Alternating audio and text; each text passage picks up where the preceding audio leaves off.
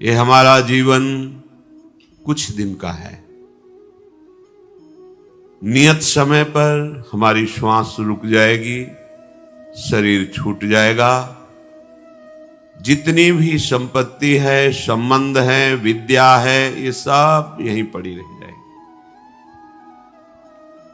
सब क्षय है, नाशकारी है।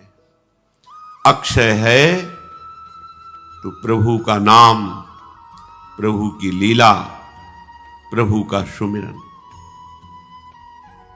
जैसे अपने लोग अक्षय तृतीया है, कुछ दान पुण्य करे, बहुत लाभ होता है। शास्त्रों में भी ऐसा वर्णन आता है। लेकिन अक्षय दान क्या है? जो अविनाशी रहे। हमने कुछ नाशवान वस्तुएं दान की, वो अधिक मात्रा में और हमें मिलेंगी, पक्का ऐसा सिद्धांत है। तो जब इतनी भोग सामग्री में हमारे हृदय में शांति नहीं है, तो और अधिक हो जाने पर तो और अशांत हो जाएंगे, और सत्यत्व भाव बन जाएगा भोगों में। अक्षय दान किसे कहते हैं? सेवक जी महाराज ने कहा है, सब जीवन सो प्रीति रीति निवाहत आपनी श्रवण कथन प्रतीति, यह जो कृपा हरिवंश की। अगर हमारे हृदय में संपूर्ण प्राणियों को निर्भय कर देने वाला भाव हो, वचन से, शरीर से, मन से, हम किसी को कभी कष्ट देने की भावना ना सोचे, ये सबसे बड़ा दान है।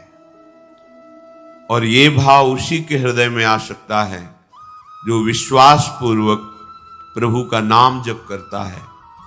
प्रभु की लीला कथा इतनी महिमामयी है कि दुरंत मोह का नाश करके ज्ञान प्रकाशित कर ही देती है।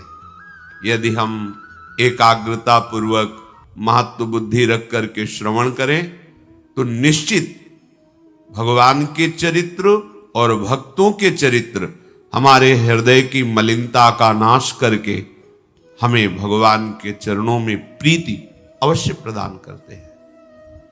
बिना प्रभु से अपना संबंध स्वीकार किए कोई मन वचन कर्म से किसी को कष्ट ना दे, ऐसा नहीं हो सकता। क्योंकि स्वसुख वांछा, मैं इससे सुख भोग लूं, चाहे वस्तु हो या व्यक्ति हो या स्थान हो, यदि ऐसी भावना है तो पापाचरण बनेंगे ही बनेंगे, पक्का। और यही आकांक्षा समस्त हृदयों में रहती है, मैं सुख भोग लूं। कोई बिरला ही हरि गुरु चरण आश्रित जो प्रभु की चर्चा सुनता है, प्रभु का नाम जप करता है, प्रभु की लीलाओं का गायन करता है, उसमें ऐसी सामर्थ्य आ जाती है कि वो स्वसुख वांछा का नाश करके दूसरों को सुख पहुंचाने की भावना से युक्त हो जाए। ये बात आ गई, बस आप अक्षय स्वरूप हैं और आपकी हर चेष्टा अक्षय हो जाएगी। श्रवण कथन सुमिरन, ये तीन बहुत बड़ी बात है। प्रभु की चर्चा करना, प्रभु की चर्चा सुनना और प्रभु का नाम जप करना, ये बहुत बड़ी बात है। आप बड़े भाग्यशाली हैं, धाम पधारे हैं प्रियाजू की कृपा से। आप लोगों का ये विशेष भाग्य है कि आप न रात देखते हैं न दिन देखते हैं। कैसे संत दर्शन हो, कैसे हमें संत वचन सुनने को मिले, ये प्रणाम योग्य श्रद्धा है आपकी। ये प्रियाजू की कृपा से आपके हृदय में आई है, पर इसका आदर करें आप। यदि आप प्रभु का नाम जप नहीं करते, मनमानी आचरण करते हैं, गंदा आहार करते हैं जो नहीं पाना चाहिए, गंदी क्रियाएं करते हैं जो नहीं करना चाहिए, तो आपका आने का लाभ क्या हुआ? आप यहां आए, भाग कर आए, रातों में आ रहे हैं, जग रहे हैं, खड़े हैं, घंटों खड़े हैं। आपका ये पावन तप बन रहा है, इससे आपके अशुभ नष्ट होंगे, आपकी कामनाओं की शांति होगी। पूर्णता से या निवृत्ति से हो, प्रियालाल जैसा जाने। पर यदि आप नाम जप में प्रीति नहीं करते, धर्माचरण में प्रीति नहीं करते, तो इसका लाभ क्या मिला? संतों के पास जाने का, शास्त्रों के श्रवण का एक ही फल है, सब साधन कर यह फल सुंदर, प्रभु पद पंकज प्रीति निरंतर। अपने प्रभु करुणा समुद्र दयालु प्रभु श्री कृष्णचंद्र जी, श्री प्यारी जी, इनके नाम में हमारी प्रीति हो जाए। कहीं भी दूर रहो, यदि नाम जप कर रहे हो तो प्रियालाल आपके बिल्कुल समीप है। हमारे आचार्यों की वाणी है, नाम बाणी जहां श्याम श्यामा तहां, नाम बाणी सुनत श्याम श्यामा सुबस, नाम बाणी निकट श्याम श्यामा प्रगट। विश्वास करो, यदि नाम जब चल रहा है तो अद्भुत कृपालु श्यामा श्याम आपके समीप है। जब श्यामा श्याम आपके समीप है तो सारी शक्तियां, सारे लोकपाल, सब ईश्वर कोटि के महापुरुष इन्हीं के अधीन हैं। पर इनकी जब कृपा तुम्हें अनुभव में आएगी तो निहाल हो जाओगे। समस्त चराचर जगत तुमसे प्यार करने लगेगा जब आप इनकी कृपा पात्र बन जाओगे। जा पर नाथ करो तुम दाया, ताहि सदा शुभ कुशल निरंतर, सुर नर मुनि प्रसन्नता ऊपर। किसी से आशीर्वाद मांगने की जरूरत नहीं पड़ेगी, आ करके आशीर्वाद दे जाएंगे। आप अपने जीवन को संभालिए, अल्प जीवन है।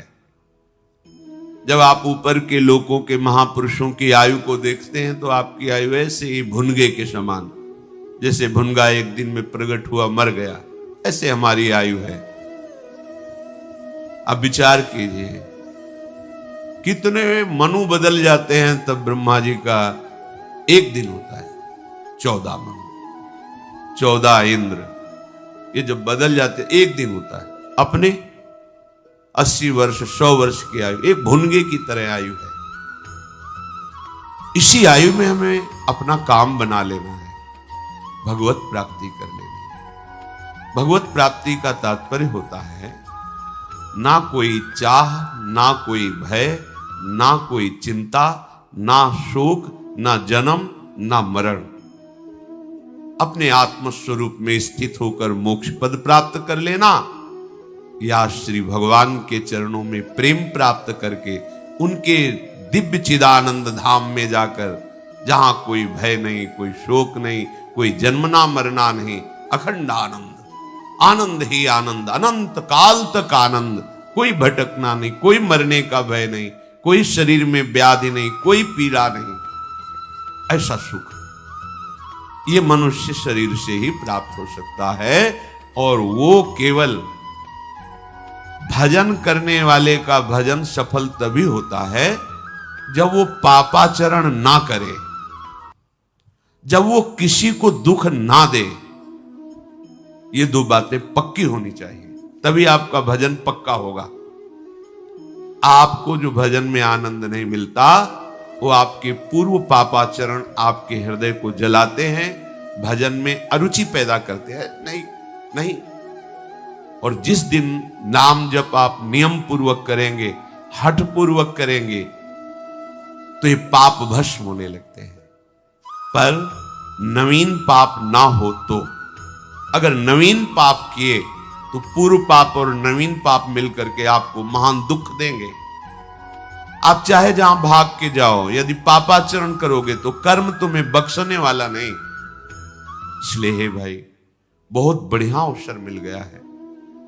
धाम के दर्शन, संतों के दर्शन, भगवत चर्चा, नाम कीर्तन, पवित्र आचरण, दूसरों को दुख ना देने का स्वभाव, ये सब तुम्हें जय प्राप्त करवा देगा, माया पर विजय प्राप्त करवा देगा, प्रभु की समीप पहुंचा देगा। नहीं तो बार बार जन्मना मरना, बार बार वही चाहत, वही भोग, तृष्णा, कामना, वासना, बहुत दुर्गति है। आपको समझ में नहीं आ रहा, बुद्धि मलिन होने के कारण ऐसा लग रहा है जैसे हम किसी विशेष प्रवाह में बहते चले जा रहे हैं, कहीं किनारा ही नहीं दिखाई दे रहा है, कहीं कोई ठहरने का, विश्राम का स्थान ही नहीं।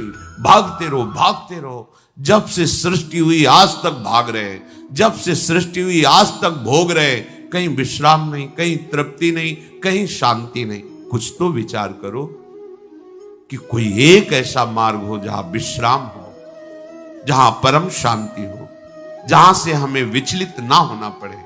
वो है श्री भगवान। श्री भगवान का नाम मान लीजिए। आप मान करके चलोगे तो ये बात आप खुद जान जाएंगे। कई बार हमने अपने हृदय की बात आपसे कही कि हम किसी पक्षपात में नहीं बोल रहे कि हम भगवान के भक्त हैं, साधु हैं, तो हम बड़ाई भगवान की कर रहे हैं। सच्ची बात आपसे कहते हैं। हृदय को देखा है, कैसे अशांत हृदय, कैसे मलिन हृदय से कैसे पवित्र होता है, कैसे पवित्र हृदय में प्रभु की कृपा जागृत होती है, वो कृपा कैसे आनंद प्रदान करती है, ये सब देखा है। इसीलिए आपसे बार बार प्रार्थना कर रहे हैं कि अक्षय प्रभु का नाम है। एक बार आपने राधा बोला, ये जमा हो गया। चाहे जितना भयंकर पाप हो जाए, ये इस नाम को नष्ट नहीं कर सकता। ये नाम आपका जमा हो गया, अनंत काल तक ये आपको सुख प्रदान करने के लिए अविनाशी नाम। इस पर किसी का शासन नहीं है, नाम पर किसी का शासन, नाम का शासन नामी के ऊपर है। नाम स्वामी है, नामी सेवक है। कुछ इसमें पैसा नहीं लगाना है, कुछ इसमें पवित्रता की बात नहीं। इसमें आप कौन हैं, कहां हैं, कैसे हैं, कितना पढ़े लिखे हैं कि नहीं, इसकी कोई बात नहीं। आप जो भी हैं हमारे प्रभु के बच्चे हैं। आप अगर नाम पुकार रहे हैं तो ये अक्षय हुआ। वो सेकेंड अक्षय हो गया, वो मिनट अक्षय हो गया, वो दिन अक्षय हो गया, वो महीना, वो साल, वो जीवन अक्षय हो गया जिसमें हमने नाम जप किया। ये अविनाशी सुख, ये अविनाशी आनंद प्राप्त होगा।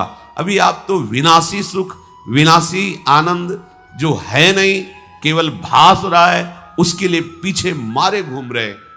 कैसे रुपया मिले, कैसे भोग भोगूं, कैसे आनंदित हो जाऊं, और दिशा गलत है। संसार में आज तक कोई ऐसा पैदा ही नहीं हुआ कि जो हाथ उठा के कह दे मैंने भोग भोग करके शांति प्राप्त कर ली। एक भी नहीं। जब उनका अनुभव हुआ तो अशांत और अतृप्त होकर के, घृणा करके त्यागा। धिक्कार है मेरी इंद्रियों को, मन को, पूरा जीवन भोगों में व्यतीत कर दिया, पर कभी इनको तृप्ति नहीं हुई, कोई भी। इसलिए यदि आप हमारी प्रार्थना मान ले, मन लगे नाम लगे, कैसी भी परिस्थिति हो, आप नाम उच्चारण कीजिए, राधा राधा राधा। निश्चित मानिए, हृदय से कहता हूं, जैसे हमारा हृदय अनुभव किया उस सुख का पूर्ण, ये हम नहीं कह सकते, क्योंकि वह असीम और अनंत अगाध महिमा में है। समुद्र कहीं सीपी में नहीं समा सकता। हमारी अनुभव वाली वृत्ति सीपी है, प्रभु के नाम रूप की महिमा अगाध समुद्र है। पर जितना अनुभव हुआ, उससे लगता है कि दुखों से छूटने का एकमात्र उपाय केवल नाम है, केवल नाम। अन्य कोई बात तुम्हें दुखों से नहीं छुड़ा सकती। अन्य कोई चाहे जितना बड़ा आशीर्वाद दे दे, आपको दुखों से नहीं छुड़ा सकता। बात हमारी समझ लीजिए। दत्तात्रेय जी भगवान के अवतार हैं, 1000 भुजा धारण करने वाले। शास्त्राबाहु अर्जुन को खूब आशीर्वाद प्राप्त हुए, मतवाला हो गया आशीर्वाद प्राप्त करके, उद्दंडता करने लगा। ऐसी उद्दंडता की महर्षि जमदग्नि जी का कत्ल कर दिया, उनकी गर्दन उतार ली। परिणाम स्वरूप भगवान परशुराम जी के द्वारा सर्वनाश उसका हुआ। क्या हुआ आशीर्वाद से? यदि आप नाम जप नहीं करते हैं तो किसी बड़े का आशीर्वाद मिलने पर भी वो आप में प्रमाद स्थिति पैदा कर देगा।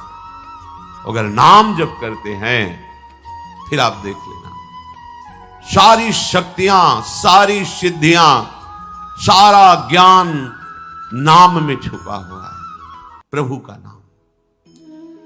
जीवन मिला है तो इसमें कुछ दुखद घटनाएं भी होंगी, कुछ सुखद घटनाएं भी होंगी। जो भी इस मृत्यु लोक में जन्मा है उसमें देखा गया, चाहे भगवान ही क्यों ना अवतरित हुए हो, कभी भारी विपत्ति तो कभी भारी अनुकूलता, पर जो अनुकूलता में अभिमान करके हर्षित हो जाता है उसे फिर प्रतिकूलता झेलने में बहुत मुसीबत पड़ती है।